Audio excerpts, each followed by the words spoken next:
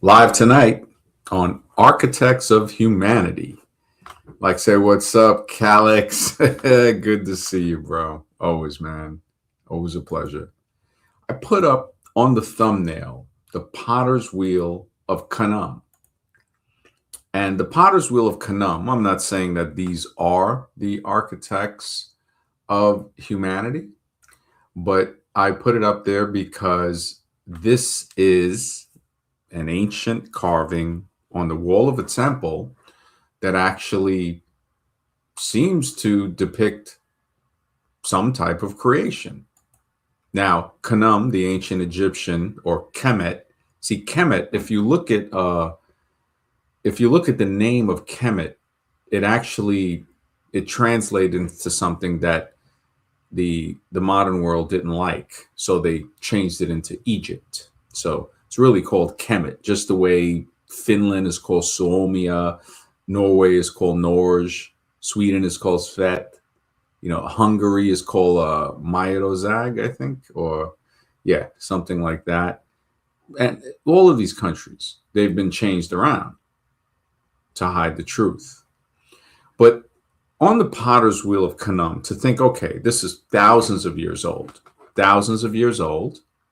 you wonder, you say, well, wait a second, what it looks like they are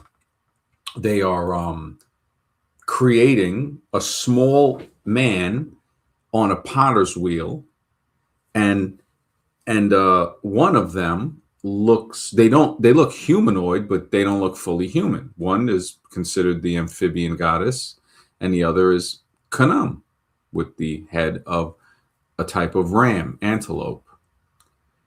But it depicts the act of creation. And that's something where we would say, okay, where else? And like I said before, everybody has a piece of the puzzle. I'm not saying that this is what it is. I'm saying everybody has a piece of the puzzle. Where else do we hear in later years that man is fabricated from the dust of the earth, from clay, right? And I'm not saying that we were made from clay, because the evidence is pointing more to a laboratory. I doubt that this would be a scene that's outside, the Potter's Wheel of Canaan. And especially, I had it remade because the original picture is not as clear. Let me see if I can find some of the originals of the Potter's Wheel of Canaan. Which is amazing. Ancient Kemet, Egypt has some really, really amazing stuff.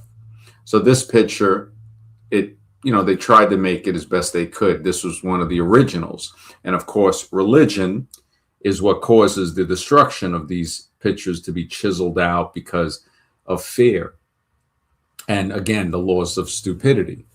Remember, that does more damage than evil. And something malicious the malicious have weaponized the stupid, the people in a stupor, in a daze.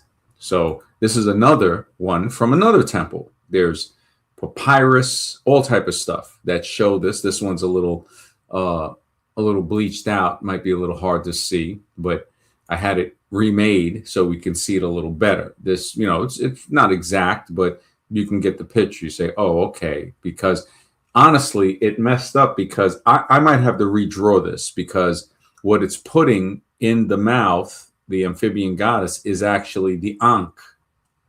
The Ankh is, and it represented wrong here. You see, AI is good for some things, but then other things, you got to touch it up. I would have to go in there and touch it up. I don't think it got, it ad-libbed with the hieroglyphs when we look back and forth on that. But hey, it gives a little color to it, clarity, so we can kind of get the idea when we look back and forth. He does have his hand on the leg of the man, but it looks like the second one. Doesn't look like the first one. So we have that. We have a lot of people that believe in biblical and other religious documentation, or some of them could be stories. There's no doubt about that. You look at stuff and it's like, yeah, things are definitely going to be changed. That's why when I talk to people with religion, I'm like, listen, you yourself say man is flawed, imperfect. So if you're telling me, which I don't believe, that the creator of everything is basically wrote a book, you know, and that's how everything, it's like, come on, man, come on. I mean, and to find older, like these carvings on walls and temples, to find older stuff that talks about creation and stuff, lets us know that somebody is trying to give us a story, is trying to tell us, like, hey, wait a second. We thought, there's legends that say, the Egyptian culture, I'm pretty sure they got it from other people. We have, of course, a lot of religions. The one thing they have in common, beside PDF files, is that they have the story of creation. They have, it's not exact. It's not exact, because the genetics, I was going to put out a video earlier today, but I'm still editing it. And of course, streaming every night. I'm starting back to stream every night just to say, okay, let me keep this steady, because this is a lot of research. You already know that I talked about melanin being additive. Now, in this picture that I recreated here, it ad-libbed. So it added,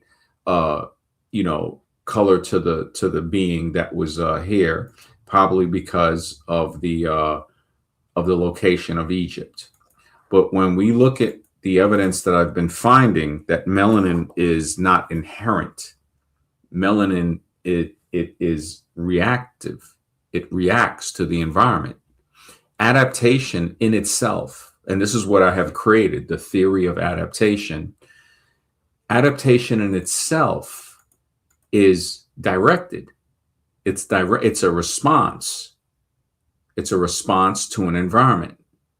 So it's a triggered response, and a triggered response doesn't just happen by chance like that. A reaction of somebody is different, but a triggered response, that's something we don't even control. Can you control whether or not you get sunburn if you're standing in the sun? Can you, or somebody that tans, can you control the level of tanning? No, that's another intelligence within us. There are so many things within us that is amazing if we would only think about it. We have intelligences in different parts of our body. Our whole system that's running itself are different types of intelligence. The ability to tan, or the ability to sunburn is actually telling you something. If you can listen to your body to say, look, you gotta protect yourself from the solar radiation, because you haven't adapted enough to it. And some people have adapted to where they'll get a little tan. Everybody can get vitamin D problems from staying in the sun too long. There is no humans that we have found so far that can endure that without getting some type of effect. So back to the potter's wheel of Canaan. And, I wasn't sure about putting this up as a thumbnail, because I know people are looking more for maybe laboratory explanations, which it does point toward that when I look at it. This is what these people from a long time ago, this is what the best way they can explain it. And I've tried to explain this in other ways, like, the Thunderbird with the Native Americans. A Thunderbird, when you think, if somebody from a tribe saw a jet airplane, or an airplane that can break the sound barrier, that leaves a loud sound, because when they break the sound barrier, it has that shock wave. Could it have been an aircraft like that? And they're saying that is the Thunderbird. It could be an airplane that just has a loud engine that's flying over. And they say, wow, that looks like a bird. Some birds will have its wings out and it will glide. And a jet plane will look like it's gliding if you didn't know that it has a jet engine behind. The Thunderbird. I don't know if they also had a legend of the Firebird too. So we have that as well. But the Thunderbird is noted. So just as the way somebody sees the Thunderbird, when they see the potter's wheel of Canaan in Kemet, Egypt, you got to think. You say, okay, you don't just see it once. You see it twice. You see it three times. You see it in certain temples. You see it on carvings on walls. You see it in papyruses. Somebody's trying to say, look, man, just like I saw a Thunderbird, and you say, that was an airplane. That seems to be an airplane. What was the potter's wheel of Canaan? What are these things? I wonder myself. As I say, okay, what could it be? What could it really be? Now, it could actually be pointing toward what I was going to name the book, which will be a chapter, The Fabricated Man.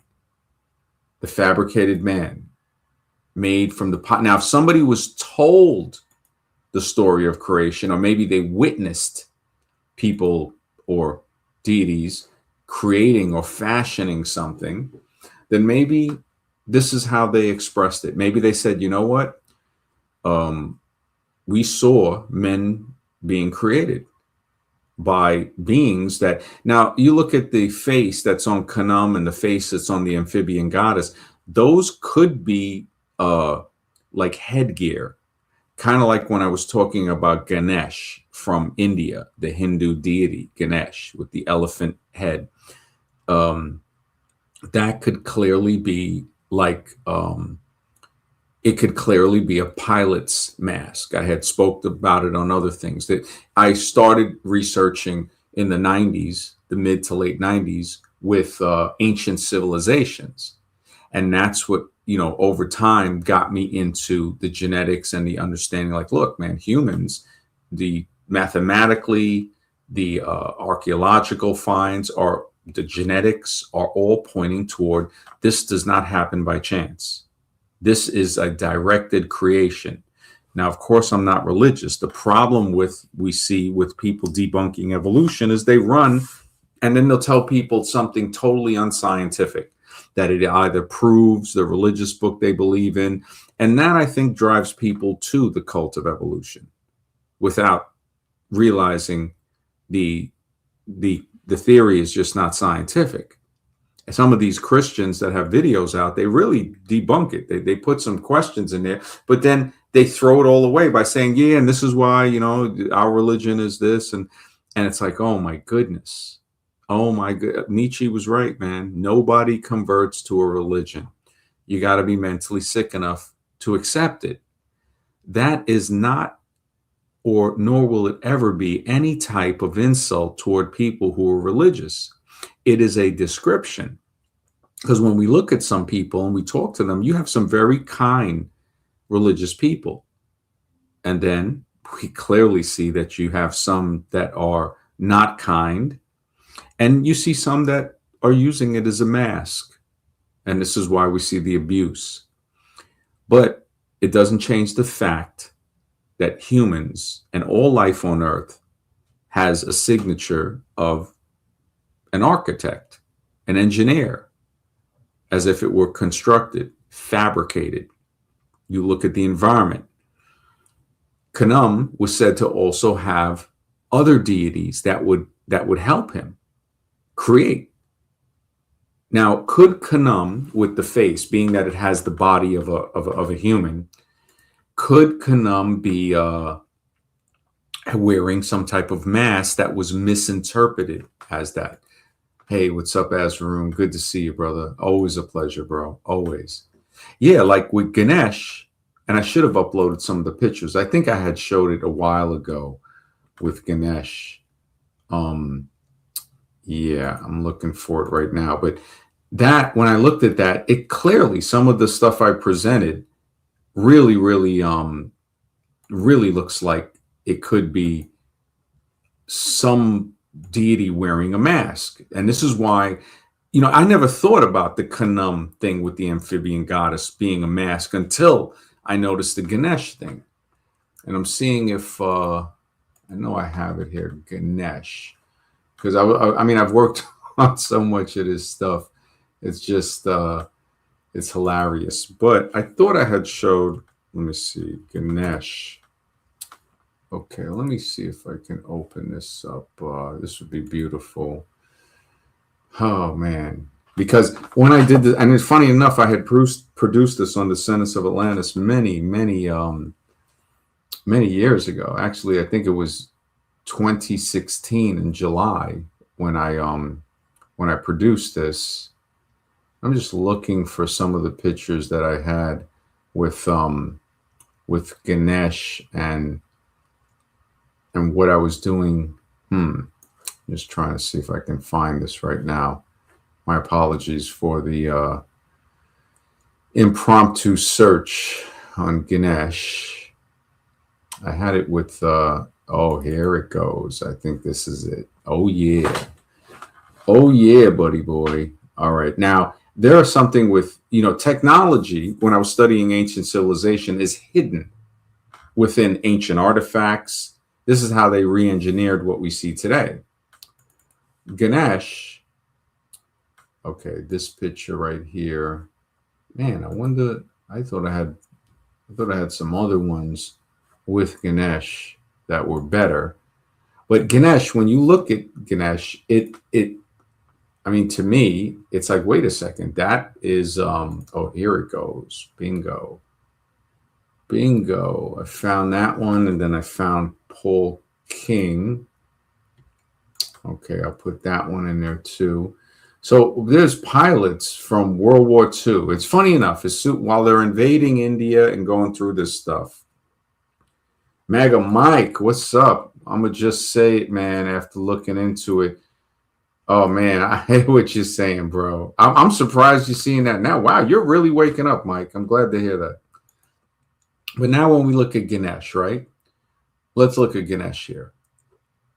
Now, Ganesh, you see the trunk, very similar to the hose, the mask, the head cap. And, you can switch it around, look at it a different way. This is a pilot from, I think, World War One. And Ganesh is depicted with an elephant body, right? Like kind of like a bulgy body. This fighter pilot from World War One, Paul King, when you look at that, right? If somebody were to see this, right, and they tried to recreate it and draw it, and especially if it had a thicker hose like this one, I could see, especially with the ridges on the hose, and they've never seen a pilot come out of an airplane before. This is a primitive, tribe or whatever. They would recreate what they saw, probably similar to Ganesh. And I think it was something about in the legend, as Varun would probably know this, of Ganesh like getting into a fight with I think it was Ram and Sita. I'm not sure. I know Varun is the expert in this, but they got into a fight and somehow they chopped off Ganesh's head. Or could it be that they took off his mask where he couldn't breathe? See, when we interpret these things, we say to ourselves, like, man, it could possibly, was with Shiva. Okay, I hear what you're saying. Yeah, thank you, Varun.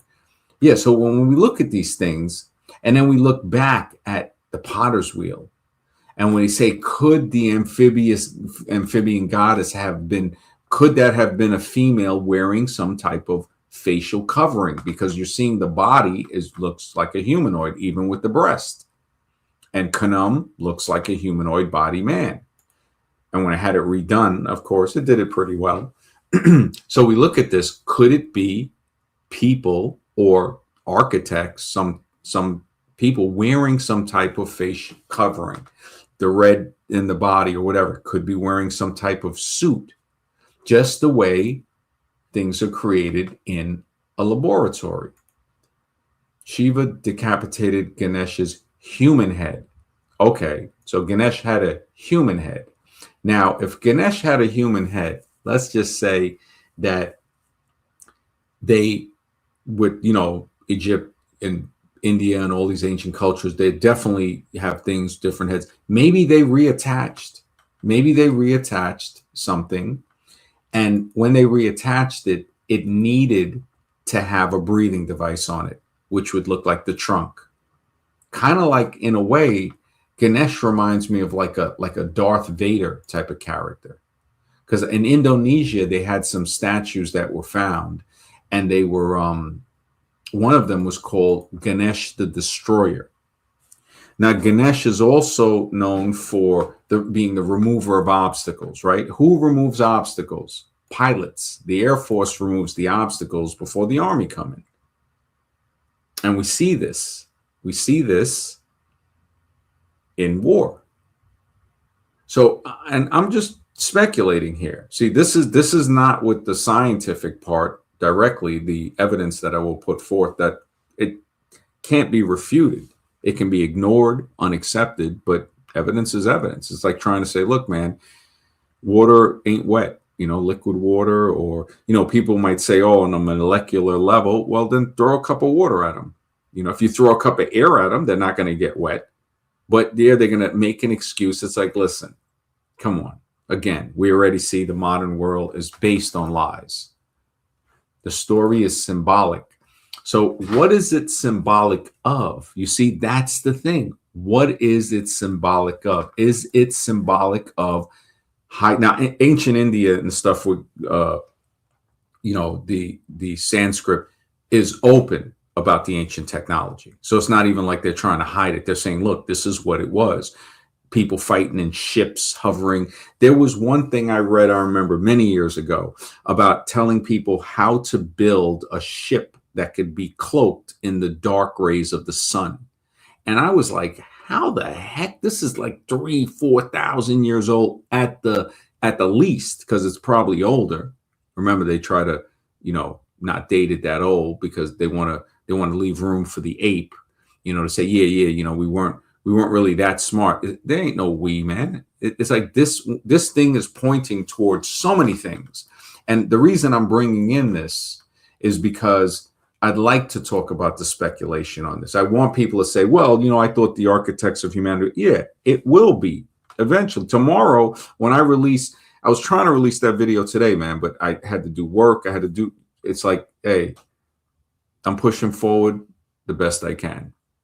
I remember reading something from, I think it was Kafka or something. It's like, I feel guilty sometimes when I sleep. I needed to take a nap, but then I said, you know what? I got to stream. I want to stream more than gotta. I enjoy this.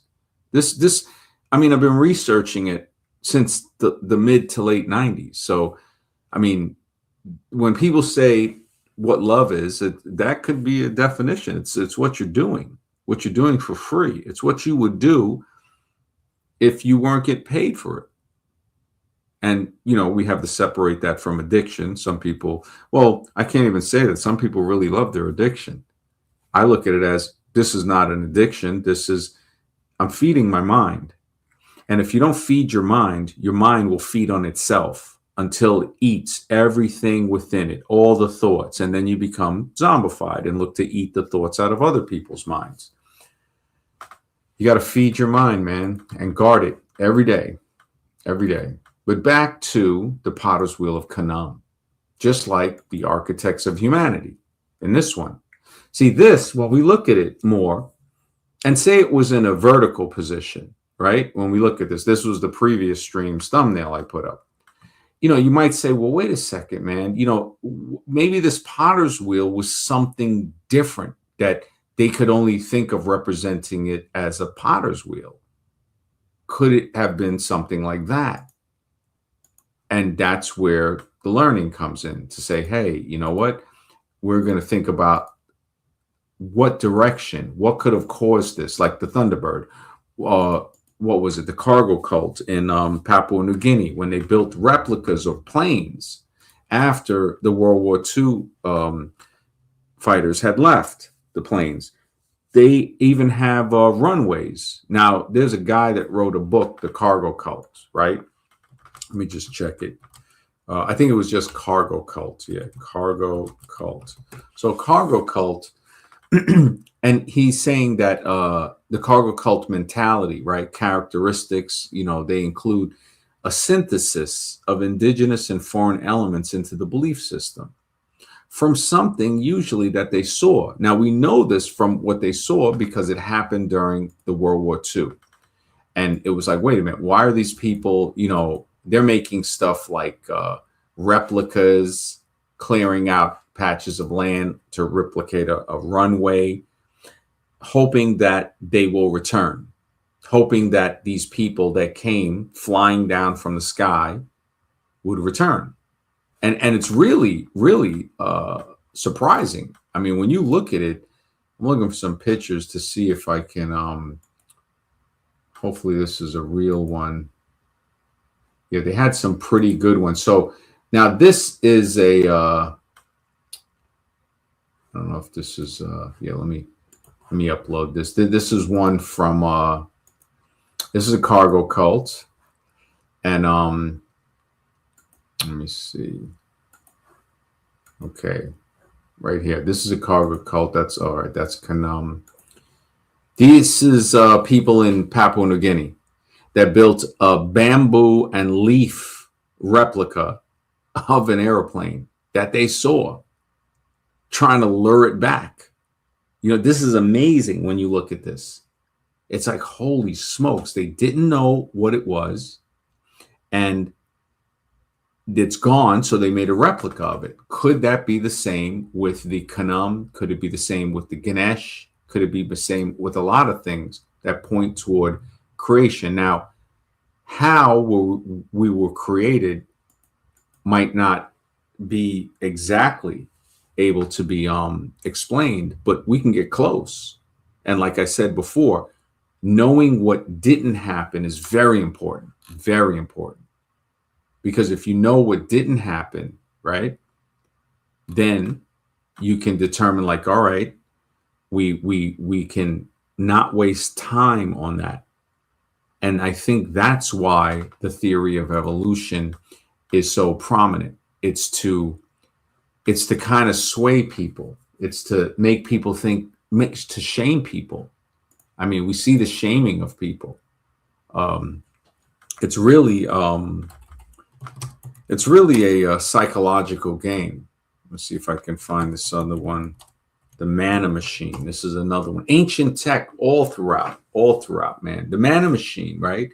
Like, all right, I'll ask it. What is the Mana Machine? All this AI. It's like I type something in. So it was a book in 1978, by George Sassoon. Let me see. As Varun, what's up, bro? Good to see you, man. Yeah. I like the avatar. Really great. Wow. That's a cool avatar, man. Yeah, is there any Hindu or Sanskrit writings that talk about ships that have the ability to cloak in the dark rays of the sun? Like, I guess that would be like right on the line of where day and night is. Or maybe, I'm not sure exactly where, but when they said the dark rays of the sun, I think they were also talking about the construction of the ship, the certain metals it could be made from, or materials that could enable this type of cloaking. Or maybe it's an electronic thing. Is there anything that you can remember that could fit that? Like, I mean, I can look it up too. So AI, that's the thing. Yeah. Yeah, you have to. I forgot the author. I think it was Bharadwaja or someone. He wrote the Brahmananda Saraswati or something like that, Mm-hmm. that talks about how to create flying machines. Very complicated. There, in the 19th century, there was a scholar in India when the British were ruling. He created the plane before the Wright brothers discovered it. Then what happened was that the British bribed his sons after he died to give them the blueprints of what he had created, so that it will not undermine their propaganda of racial superiority. So sons, what they did was they betrayed their own father for money, and they gave off the blueprints. And whatever he had built, it what do you say? The British seized it, and they hid it actually.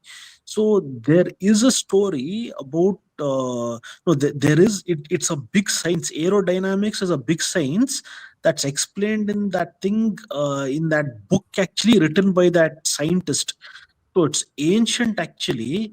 I Mm-hmm. forgot the thing. I think it's Brahmananda Saraswati or something like that, written by Bharadwaja. So he talks about how to build flying machines in that. So the Wright brothers discovering the power of flight, that is just like what do you say, hogwash. It was there much before them, because there was this person 30,000 years ago. He built a flying machine. He flew from India to China, and then he stayed over there and created the religion of Taoism. You know Taoism, right? The white and black symbol that the Chinese always show. So Hmm. he created that. He stayed in that country for 10,000 years and then came back. He changed his name to Lao Tzu. So building flying machines, that book will have it actually. I don't know where it is. I have to ask my Sanskrit Okay. teacher. He had the whole thing. He said it was very complicated, the Sanskrit in that. I have I Even have I have some stuff. Like say hi to Roxana Faye. Good to see you. She says hello to all. Greetings. Always a pleasure to see you here. I hope Ashar comes back, man. I might have been a little harsh, and I will apologize to her if she comes in, because I should have just. I mean, Ashar is so cool when she said it does point toward creation, but I'm like, yeah, but also could be creators. Mr. X, welcome, brother. Always a pleasure. Hey, good to see you, MD. Good to see you, Ezra, bro. And when I get a chance, I yeah, want to mention about the IRA and the dollar bill that I've been looking into. Get your Okay, opinion. yeah, definitely. It says here, have you ever heard of the Vyamanika Shastra? So it's saying, I typed in, is there a story in Hindu scriptures about building airships that can cloak itself in the dark rays of the sun? So it's saying that there's flying machines, that the descriptions of flying machines that can cloak themselves using solar energy are primarily found in the Vyamanika Shastra, a yeah. 20th century. Which one is that? Do you know that one? I don't know that one. I Okay, I have to think it might find be a out from new one. who. I have to ask my Sanskrit teacher. He knew Yeah. this. I'll have to get in touch with him. He had read the book actually, like regarding this as to how to build aircrafts and aeroplanes. So when I'll try to get in touch with him, and then I'll refer the book to you, and you can buy Mhm. it actually. Yeah, yeah, sure. Well, I'll look, I can get it for free online and stuff, or at least watch videos. Like it says here that the description of flying chariots and like the Pushpaka Vimana and stuff are typically in earlier Hindu epics like the Ramayana. But then there are uh, a specific technical explanation of cloaking by way of dark rays of the sun is a feature of this later aeronautical manual. So the Vyamanika Shastra, a 20th century, is a Sanskrit text detailing ancient Indian aeronautics. So even though it's rewritten in the 20th century, it comes from ancient stuff, which they say is after the Ramayana, which of course the Ramayana is like probably way older than what we're told it is, and all of the Sanskrit epics. But yeah, Mr. X, you had something about the Eye of Ra and the dollar bill. Yeah, I've been looking at some of the, and I think it ties in also to what we're talking about here, because it seems like a lot of these ancient religions and mythology is based on on the Egyptian god Ra. And basically, there's a few things about him. Number one, Ra is an ancient Egyptian sun god, creator deity, king of gods, revived as source of light, warmth, and life. Um, and he's symbolized as a sun disk, often with a cobra, the falcon, the obelisk, and the ankh. Now, of course, so the obelisk can also represent Ra, but so can the falcon. And we look on the dollar bill, and it's a falcon with a sun disk. If you look on the back of the dollar bill, you'll see that a falcon or a bird that could be considered a phoenix on the Mm-hmm. back of the dollar bill, and above him looks like a sun disk on the back of the dollar Yeah, bill. yeah. And he's also represented as the eye of Ra. He's the right hand, the right-sided eye, Mm-hmm. versus the eye of Horus is the left side of the eye. And if you look also at the eye that's above the dollar bill, above the pyramid, it looks to be a right-sided eye, and it's illuminating light, sunlight. So there's a lot of correlation between the back of the dollar bill and the Egyptian mythology of the god Ra. He was the supreme god of the Egyptian mythology. And also, I think you had mentioned a ship that could cloak itself. It's also said here that he did travel in a ship also. Yeah. Um, You think the Falcon could be a ship? well, Like, he no? let's well, he's depicted as a falcon. Also, he's Okay. depicted in many different forms. Yeah. 'Cause remember, in the Egyptian mythology, they show Ra with the head of a bird, the head of a Mhm. falcon. Yeah. Yeah. Uh, he traveled the sky in a solar boat, fighting darkness to be reborn daily. And I think you had just mentioned a boat that was flying around, a ship that was flying around at night Yeah. when you were talking about the Hindu god. I think you were Yeah, mentioning. it's in the Vyamanika Shastra, which is based on uh older texts. I got to look into that of when, if that is an actual, like, is it the name of the 20th century text, or is it called that because it's relating to the older Indian aeronautics, where in this it describes 32 secrets that a pilot must master, including several methods for making an aircraft invisible or camouflage. Now, this is clearly talking about ancient technology. Hmm. And like how, as Rune was saying, the Wright brothers, they didn't discover flight. This was, again, another facsimile to get us to think that everything was created by Western civilization. But Hmm. it talks about the dark solar rays. That, I don't know if this word Yeah. sounds familiar to you, Varun. Yeah. Adrishia, Adrishya, Adrishia. So the dark solar rays, Adrishia. The text explains a method of harnessing the dark content of the solar ray. Yes, this is what I read, years ago, to hide a Vimana from enemy vision. This is just this is military level type of stuff. Beyond it, this involves attracting specific powers, yasa and prayasa, from the atmospheric layers to achieve concealment. This is on a level that's just, to just know about atmospheric layers is amazing. And then there's another one, a sky-like appearance, akashakara. So that's what that one would be. Another method involves smearing the outer body of the Vimana with a solution of black mica.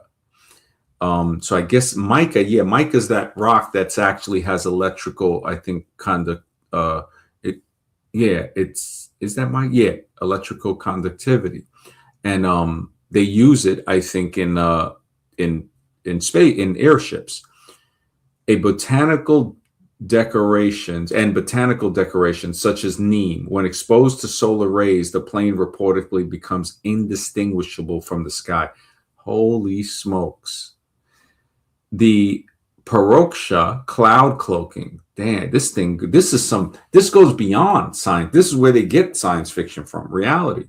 The pilot can generate a cloud-like appearance to envelop the craft for use when flying through overcast skies to avoid detection. Man, this is like the amount of stuff they're talking about. They go into propulsion systems, Mercury vortex engines, or thought power, depending on the text. Holy smokes. Wow. Wow. When you think about that, it's like, that is something. That is something. So we're getting into technical stuff that comes from ancient civilizations. And like I showed before here, the Potter's Wheel of Canaan. I had it redone because the original is kind of tattered. But it's not to say that this is exactly how humans were created. I doubt that very much. But it's to say that, you know, it's talking about, again, the fabrication of a man, the fabricated man, the constructed, the engineered. And again, these two deities that have the ram type head and the amphibian head, could it be like this? Could it be something like the pilot with the hose being represented by Ganesh with the elephant head? So, and this is just speculation on this. You know, a pilot, when you think about some of the stuff he carries, is very similar to some of the stuff that we see Ganesh carrying. Um, uh, so with Asrun, with the story of Ganesh and stuff, how was it that like when they chopped off his head, how much time did they have? Like a day or something to put back the head of something else on there? Elephant. So what happened was that Parvati, according to the legend, this is a Kundalini myth. Hmm. I'll tell you the significance of the story. Yeah. Parvati, being Shiva's wife, created Ganesha from the dirt of the earth and from her sweat as well, and she infused life into it. So he was guarding her when she was bathing, and then Shiva came over there, and Shiva asked to enter. Now, the thing is, Shiva knows past, present, and future. Somehow he didn't know that Ganesha was a son. That doesn't make sense. So it's a symbolic story. He fights with Ganesha and decapitates him. Then Parvati threatens to destroy the entire universe. So then what will happen is that they'll find an elephant's head, decapitate it, and then fix it to the severed body, the part that's been severed actually, and Ganesha is created. So what this actually means is, when you're awakening the dormant uh, cosmic force in your body and trying to unify it with the Shiva or the universal consciousness within your body, you have to be very careful. If you rush in and be very reckless, it can lead to your own destruction. So that is the meaning of the symbolic meaning of this story. Like, it's a Kundalini myth, just like the way Adam and Eve is a metaphorical story. This is also a metaphorical story. They hide a lot of secrets in these stories, and then so that normal people can't understand it or something like that. It's filled with stories. It's true in that sense. So these immortal beings, their perception is very strong. So what they do is, they always try to hide the knowledge in some story or the other. Yeah, I mean, they're always definitely hiding secrets in there. Yeah, I because the thing is, Kundalini, it's the latent force inside of you. It lies at the tip of your spine in the physical body, but in the astral body, you have these chakras or energy centers. So Ganesha rules the earth element. That potter's wheel where they made the body is something again related to the earth element again. So when you're awakening, the Muladhara chakra has to be very properly purified. Otherwise, if the Kundalini gets trapped over there, you can develop a ravenous appetite for eating food, or for sex, or for worldly pleasures. Then you'll be stuck over there and you won't be able to ascend to higher realms. So you have to be very cautious when you're awakening Kundalini, especially in the Muladhara chakra. If it gets stuck, it's dangerous. That is the precautionary meaning of this tale. That's all. Mhm. Ganapati rules the earth element in the body. Have you ever heard of the Yantra Sarvaswa? The Yantra Sarvasva. Yeah. Um, They're saying that Yantra. they're saying a pundit or a pundit. Uh, he references numerous ancient Sanskrit scriptures and specific lost works to support its technical claims. But that was in 1918 to 1923. I'm trying to find out where did they, like, what are the ancient Indian texts? So it's saying here core spiritual references, right? For some of these, I'm trying to find out where these, not just Vimanas, but where these other types of aircrafts were mentioned. They say Rig Veda, considered the oldest layer of Sanskrit literature, which we know we can't trust their dating. It contains, it could be much older, or another one could be older. It contains early, often metaphorical descriptions of flying chariots or rathas used by gods. Correct. The Ramayana, of course, with the Pushpaka Vimana, which seemed to be like a jetpack that he had on his back or something like that. I'm not sure. They had a carving of it. I remember I saw over a decade ago. I'll try to find it and I'll show it. The Puranas, so the Bhagavata Purana, are referenced for descriptions of divine chariots and celestial travels. So earlier treatises of authors to validate its scientific claims, which are not found in current mainstream historical records. So this is good. The fact that it's not found in the historical current. We have the Vimanacha by Narayani. Yeah, and it has like some of these other ones. I'm just looking through it. So this is very fascinating when we look at the different types of aircraft that are spoke about from thousands of years ago. It's yeah, Mark, good to see you, brother. Always, man. Yeah, this is very. I mean, I kind of did the stream like it was a little late, but I would have had more pictures ready. But yeah, this is Can you hear me, MD? yeah. Oh yeah, I hear you now. While you were Oh, good, talking. good, good. No, it's just I got a phone call, so it's just Oh, just yeah, checking. yeah, yeah, I hear you. Just checking. Interesting Yeah. stuff, though. Good stuff. Yeah, thanks, man. Yeah, it's just yeah.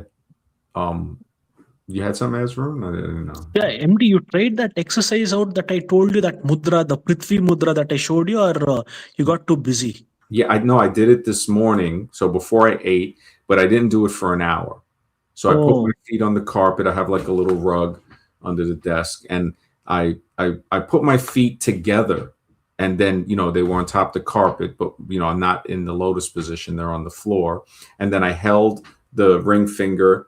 I pressed it against the thumb, and I held it, and I just I thought for like maybe 2 minutes. It wasn't long. And I said, you just let me try it. And honestly, just that little time, I think I felt a little better because I was hoping it would heal my arm.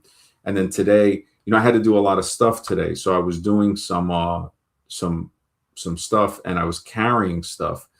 And where they had gave me the intravenous in the left arm, afterwards later today, I started feeling like a tightness in my heart because it seems like it goes the vein from the crook of the elbow, the main artery. I mean, yeah, it did make me feel a little better, but I think using the saw and stuff today might have. I think I'm still healing. I mean, it might take a little bit. It happened in August, so yeah. Yeah. MD, did you feel any tingling sensation? Because if you A keep little it for bit in my long, you'll left start arm. feeling some tingling sensation in the palm. Hmm. Yeah, I mean, Yeah. like if I were to hold it, like I can hold it right now, and I got my feet on the carpet. Does it benefit me holding it like this right now, even when I'm talking and stuff, or should I do it Uh, quiet? Actually, better you do it after the show. You can Yeah. concentrate better. It Okay. will strengthen the muscles and the bones in the body, and it And what will. kind of concentrate Yeah. on what? Like, is there any specific thing? No, no, no. You just keep your eyes closed and connect the thumb to the ring finger. What will happen is that you hold your hands in that position, your fingers in that position, and place it on the lap, and then or on the thighs. Then you close your eyes. You set the alarm for 1 hour or half an hour, however long you want to. You'll start feeling some tingling sensation in your palms. So that means actually like your muscles and bones will start healing. Actually, it will become stronger. it Hmm. it, it it it strengthens the earth element in the body. Wow. Yeah, I'll try it Yeah. again tonight Yeah, and then tomorrow. Yeah. Yeah, if definitely. there are any vitamin deficiencies, it cures it.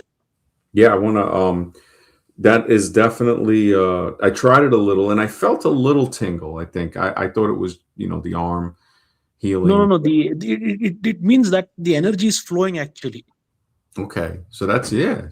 That's I appreciate. Yeah, I'll try it again and keep you posted on how how I feel afterwards. And yeah, yeah. Um, there's a question. Yeah, no, this is something different here that I had. But yeah, this the Potter's Wheel of Khnum. Is there anything like this hieroglyph in ancient Indian or Sanskrit texts where it's a potter's wheel or like some two deities or more or one creating a man? Mm, there are different stories for Ganesha, and I think I've seen one story in which he's created from mud using the potter's wheel by Parvati. So that means the human body basically it consists of the earth element, water element, fire element, wind element, and the ether element. These five elements make up the body. So Hmm. your skin, muscles, and bones relates to the earth element. I think that's what the potter's wheel means, because they use mud, right? Mud is again the earth element, and the body is solid. So it relates to the body having connection with the earth element actually. Okay. Okay. So, and this could also mean not just mud, literally, but elements from the earth. Yeah, yeah, Yeah. yeah. So it's like, You yeah. you have these elements inside your body. Each chakra represents the element. The earth element is represented by the Muladhara chakra. The Swadhisthana chakra represents the water element. The Manipura chakra represents the fire element. The Anahata chakra represents the wind or air element. The Vishuddha chakra in the throat represents the ether element. So you have to buy this book. There was this British judge who was in India for a long time when the British were ruling us. His name is John Woodruff, and he uses the nickname, author's name called Arthur Avalon. So he was initiated into tantric practices by a very old yogi. So Mhm. he's written a lot actually about how these things work and what the mechanisms are, symbolically what they mean, and how they can affect you. So he went back to England, but he was a highly advanced yogi by the time he went back to England. So the serpent power, yeah, buy that book, MD. It'll give you the correct meanings of all these symbols present, yeah, and that's hidden in all these what do you say, these stories actually. He later on became a tantric himself. Mhm. Wow. Wow. That's yeah. Yeah. That's The really serpent power by John Woodruff. mhm. Yeah. It's Serpent Power. So that's the name of it. The Serpent Power. Yeah, the serpent power by John Woodruff. Power. Let me see. The Serpent Power. John. Serpent Power being the Sir John. Okay, Sir John Woodruff. Okay, I see it. Yeah, they have the PDF, I think, for free. Yeah, I'll check it out. Wow, the Serpent Power, man. This is deep. Yeah, it's very deep, man. It's thinking about, like, I mean, Hinduism and Sanskrit just has so many stories that just openly talk about it. There is no fear of shame, how the modern world tries to do. If you try to even speculate about something, they'll try to, like, people will walk away, and you think to yourself, you say that's cool because it's kind of like the trash throwing itself out. If somebody really doesn't want to speculate and think about the origins of humanity, it's like, what are they doing? And then, in the immortal words of my friend Ed, when I said, hey, where do you think we go, at death? Like, we don't know. We're not going to know. But, when I said, where do you think? He goes, look, we don't even know where this is. And that's a genius level response, teaching me to say, wow. And I love to learn. So I'm like, wow, that is really deep, because he's right. He is right. It's like, you know what? Yeah, we don't even know where this is. But the This, evolutionist claims they yeah. do. That's the crazy part. The evolutionist claims they have all the answers. Oh, yeah. Everything. Yeah, they That's a definitely, sad part. yeah.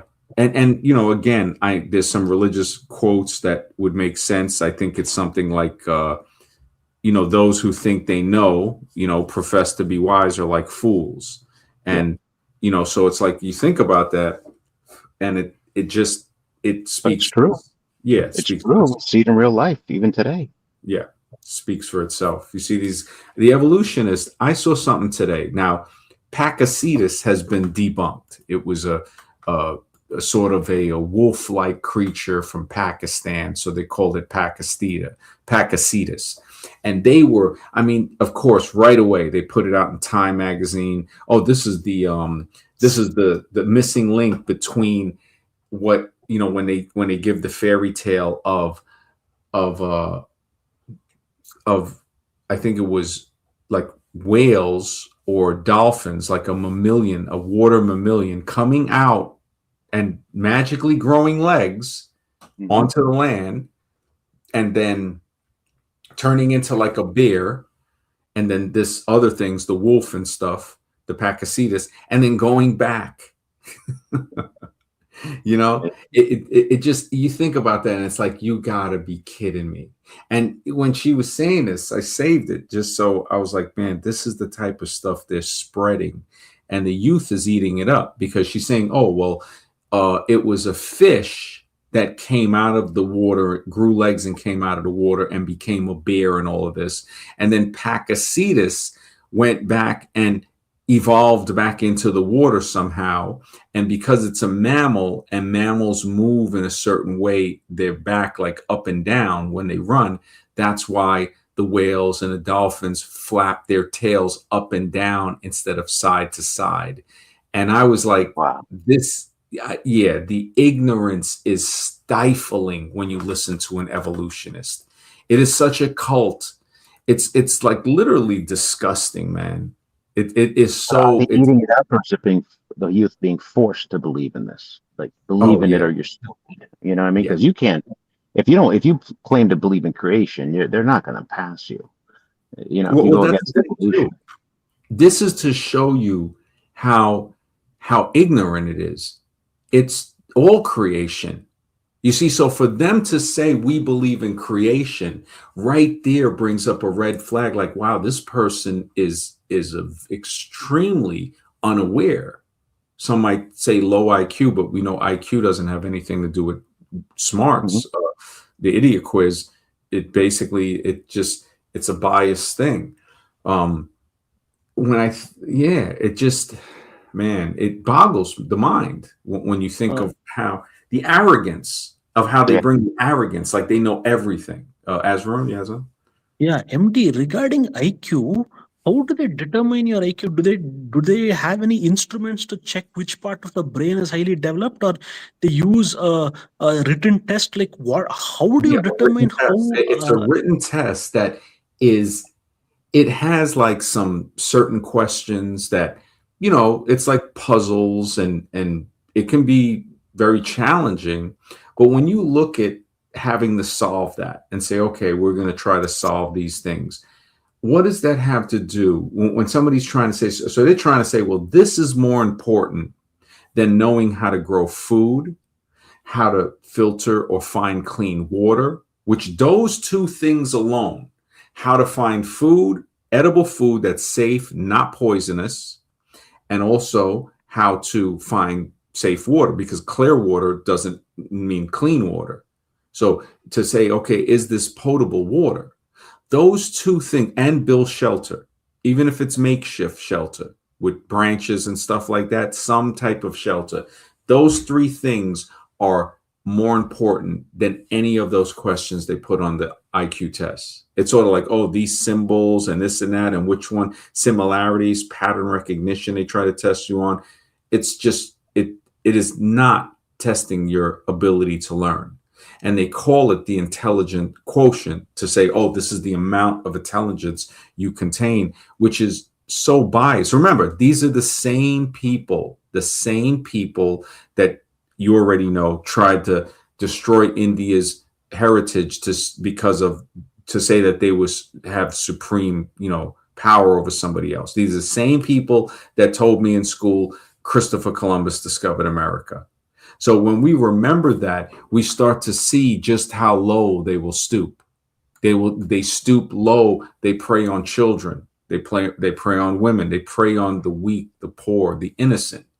And all anybody has to do is look at a presidential addressing the State of the Union or something like that, or State of the Nation. I mean, anything. When you look at these guys, it's very, very criminal. It's criminal. Like what was it? Finland. Finland has almost eliminated. I think it's basically eliminated homelessness. It says that they said that you can't reach your higher potential if you have to worry about all the time where you're going to stay. So Sure. they give people, yeah, small. I mean, when I looked at that, and this guy, he was presenting it, and I'm just like, man. And he goes, he goes, even giving somebody a place to stay for 3 months isn't long enough, because you're going to be worried.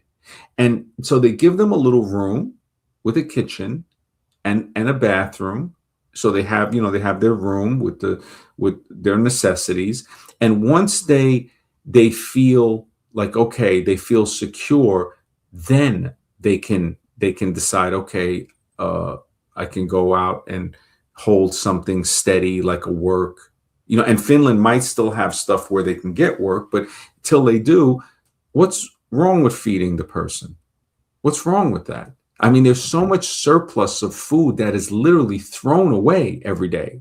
You can talk to restaurant owners and all of that. They say by law, they have to throw it away. And they'll bring, the economy, and it's so messed up.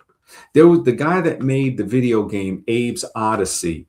He said in the Bronx, he would see like fruits and stuff, just a 5-inch thick layer of fruit, like broken up, going down the drain, just like a river of it. He goes, the waste was just so ridiculous. And that's why he created a video game without, the character having like a gun or a weapon to shoot the person. It actually used mental powers in some aspects. It would chant. And then, as it progressed through the series, they started getting into other things about the environment. I mean, when you look at the environment, what is more, I mean, when I see people that don't care about the environment, I'm like, man, don't you think about like the kids and the grandkids and the great grandkids? The native nations would say that you got to keep it to where at least 7 generations are safe. And we're barely keeping ourselves safe. We've been domesticated to a point that's frightening.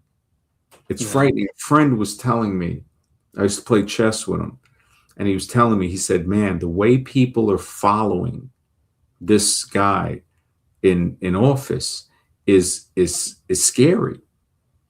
But if you look back throughout the country's history, it's actually not surprising. How could, again, these are the same people that told me Christopher Columbus discovered America as a child. I remember in 2nd grade, they had already said, look, you don't got to answer the question. I answered it anyway, because I wasn't a smart kid. I wasn't a quick learner. And I was like, well, who discovered America? And they were like, the Indians, man, the Indians, but don't put it down, and I put it down.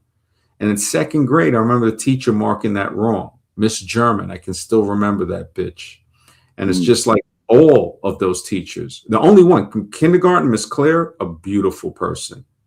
1st grade, Miss McCaslin, just, I could tell that she probably just went through it. She wasn't a happy camper. Wasn't totally mean, but it's like, damn, lady. It's like, you shouldn't even be around kids. Miss German, brutal monster. And then 3rd grade, this is the weirdest thing. I don't really have much of a memory of 3rd. I remember 4th with Mrs. Ward, another demon, and then Mrs. Lee. Yeah, another monster. And I was at Miss Millenhausen, and I got switched to be with a friend who turned out to be a total piece of shit, like most people I grew up with. And you wouldn't believe the lady I had, and she fit her name perfectly. It was in 6th grade. You know what her name was? What? I'm not kidding you, Miss Fury. Miss Fury was her name, and she was a total bitch. Fury is hilarious, man. Her name was Mrs. Fury, and she was furious. Yeah, and to be around children, this is planned. This is planned. I mean, I guess I learned not only having females in my family, but to have all female teachers up until 7th grade. Because in 6th grade, I had Miss Gillespie. She was cool. And then 7th grade, they put me in 703. So I just about, high regions, and I missed a quarter. So with 3 quarters of work, they put me in 702 and 701 were honors. But honestly, when I look at it, it doesn't mean anything, because it's just like the teachers were crap. And I'm sitting there, and I'm like, these people, I look back at it now, I'm like, they're not qualified to be around children. No. And it just, it messes us up. And if we don't think and say, man, I got to cleanse my mind of this stuff, we would live with that trauma subconsciously, which now I see a lot of people are doing. A friend, I Right. told her, I said, look, we're all from the land of misfit toys. Like that Rudolph the Red-Nosed Reindeer show.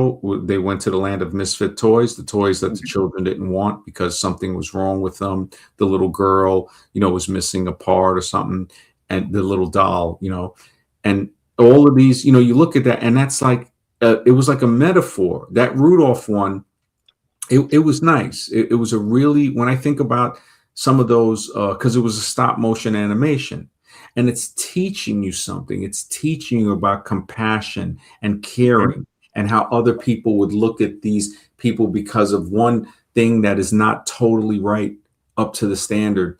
That, yeah, And not to mention the fact, what if a kid comes from a dysfunctional household where you got real issues at home? You know what that teacher would say? Oh, he's lazy, he doesn't want to study, he's not focused. yeah, You know what I'm saying? It's just like you add on to the problems of that child instead of investigating why the child is like that. yeah. They don't have any interest in that. They just call them lazy, stupid, slow. Mm-hmm. You know? Yeah. Sad, but but it's true.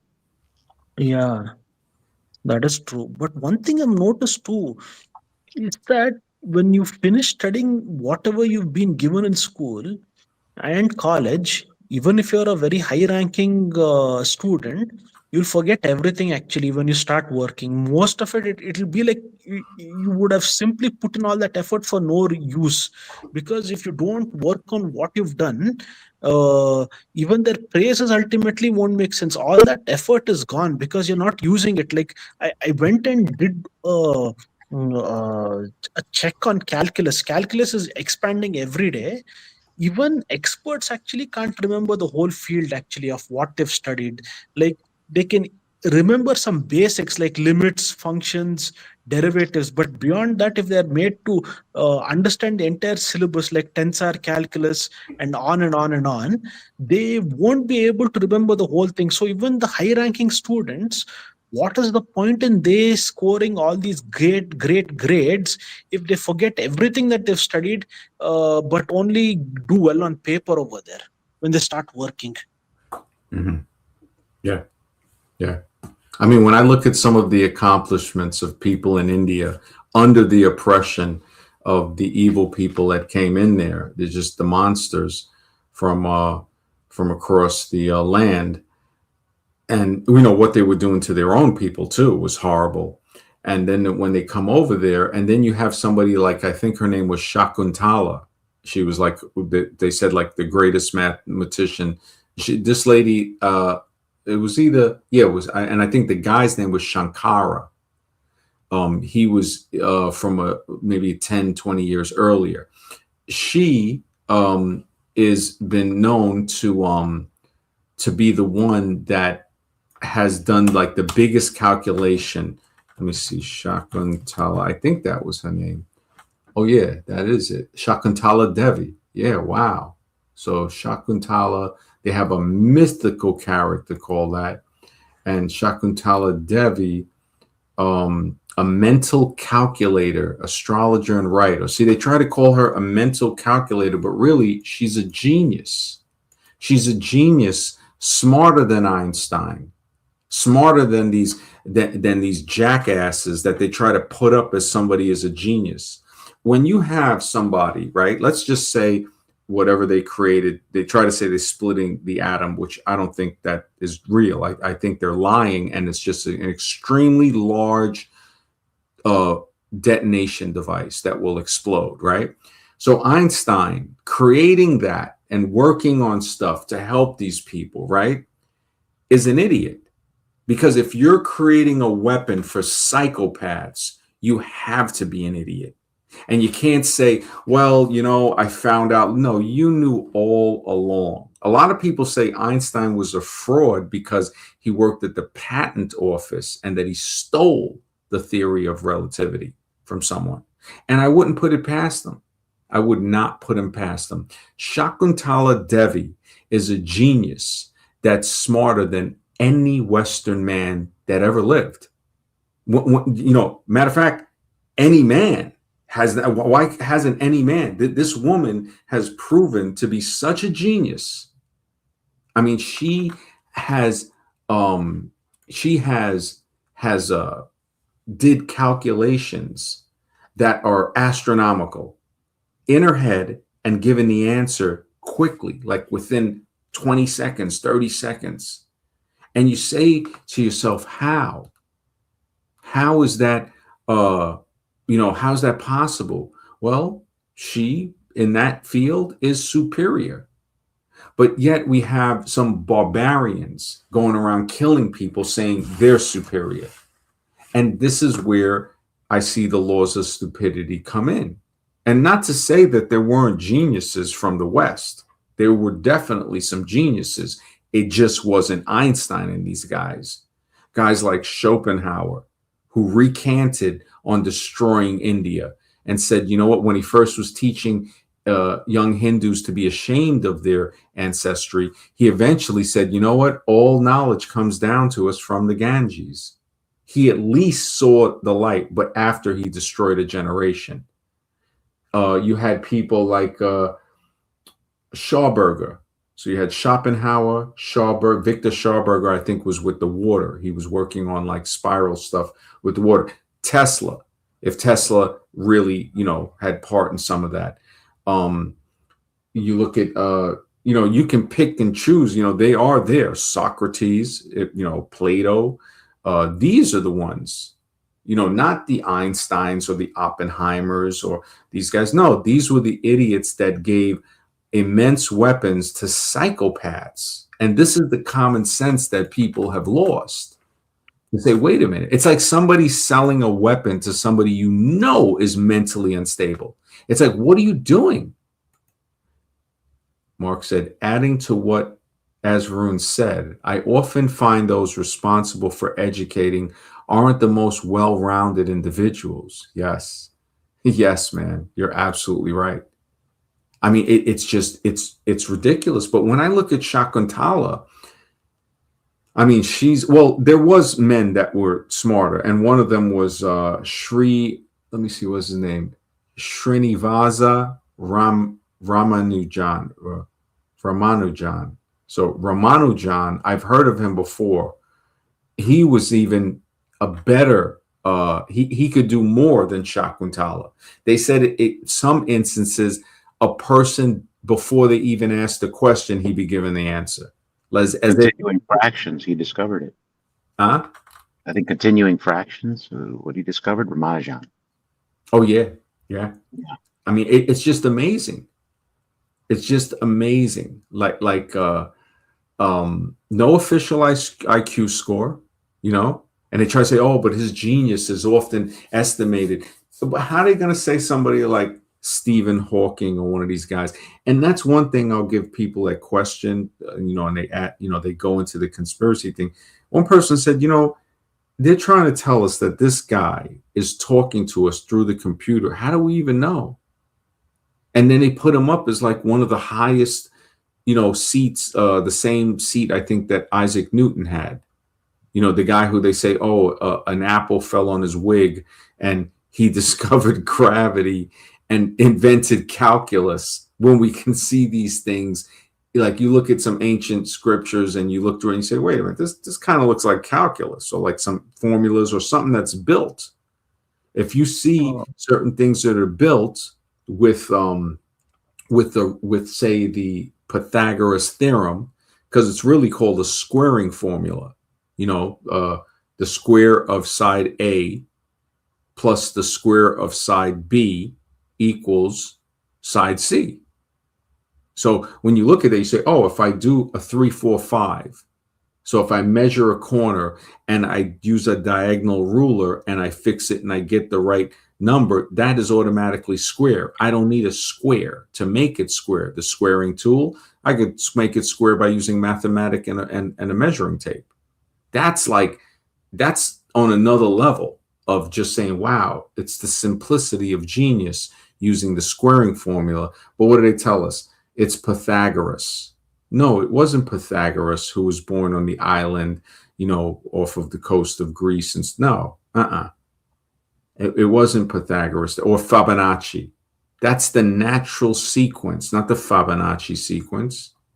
Everything you see in nature, you say, it grows with this natural sequence. Fibonacci has nothing to do with that. And matter of fact, as I dug deeper, there was a Indian guy, actually a Hindu guy, I think, that used to talk about it like hundreds of years before Fibonacci, and it's recorded. I think. Let me see. Who was the Indian scholar that expressed the Fibonacci sequence? And that's the crazy thing, that they call it the Fibonacci. Pingala, that's his name. 2,300 years ago, the ancient Indian mathematician and poet Pingala is recognized as the first to describe the pattern known as the Fibonacci sequence. So that's the guy. So I guess it must be true. They say when you sneeze, but who knows? I'm not superstitious, but you know what? Superstition has its place. What do they say? It's our suspicions that it's the only thing that protects us when we're suspicious of something.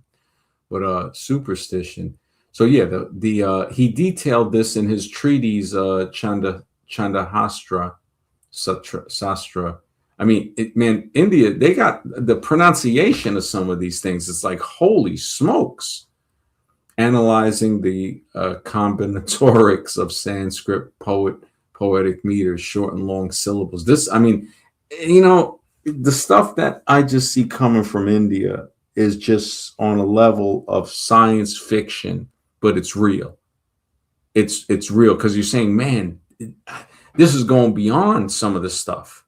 Like, and you know, watching Praveen Mohan with some of the temples that he visits, the Ellora caves alone. The Ellora, I think there's a temple, I think it's the Kailasa temple, carved out of the single piece of like the mountain.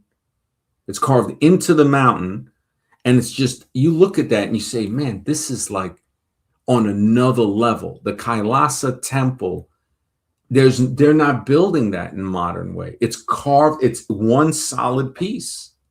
One solid piece. We're seeing genius on display. But what do we see? Barbarians come in and destroy it. And not to say that all are barbarians, like I said, every culture has good and bad. Every people has good and bad. And really, we're one people. We're the human family, a big, happy, unhappy, dysfunctional family. Sometimes we're happy, sometimes we're not. But we're all related. We're all related. And especially with architects of humanity, with looking at the genome, when we look at the genome now, when we look at our physical characteristics, we start to say, man, this is amazing. This is amazing how everything works. Like I said, the tanning, when somebody gets sunburned or tan, that's another intelligence. Our body has so many different types of intelligence that we don't regulate. I mean, we don't regulate how our nails grow. We don't, the tanning or the burning of our skin or the lightning when we're not in the sun. That's all done by another type of intelligence that they call the subconscious. But what if it's just another part of us? It's different type of intelligences within us. Maybe subconscious intelligences that that could be just the way we have microbiomes on the skin, in the gut, through the airwaves, all over the body. There's microbiomes of colonies of bacteria. We're more bacteria than other cells than we are us. It's again like 1 to 1.3. So now if it's 1 to 1.3, if you have 4, so it'll be like, okay, 1 to 1.3. So if you do that 4 times, it's not just you're looking at 4 to 12, like a little more than that, 3, 6, 9, 12. Yeah. Just a thought, just thinking about the math. It could be wrong. I mean, it's getting late. I don't know. I'm just tired. I was working outside. I was doing a lot of stuff today, man. It just wore me out in many senses, Brian Nichols is freaking hilarious, man. This guy, this guy is freaking hilarious. Oh my goodness. I mean, the fact that he said that stuff about clavicula already got him on the investigate. I'm like, this guy is so freaking. I gotta give you credit, Brian. You're a funny dude, man. You're a funny dude, man. Yeah, the caste system is horrible, bro. That is, man. You made me laugh before I was, because I'm trying to stay on the stream, but I want to end it, and I'm so happy Mr. X and as Rune's here, but I'm so freaking tired. I've been up since 6 a.m. Man, I've been working all day. I'm just tired, bro. But I promise tomorrow will be a much, much better show.